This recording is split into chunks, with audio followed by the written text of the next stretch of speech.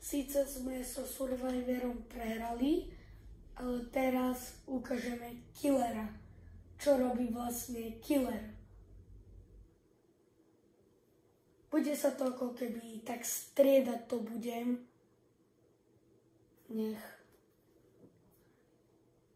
si to opakujeme tak po jednom.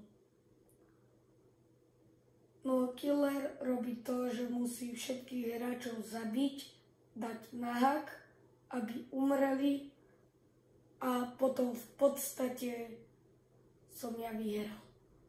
To je tá vec. Takže killerík je tento tu, The Trapper.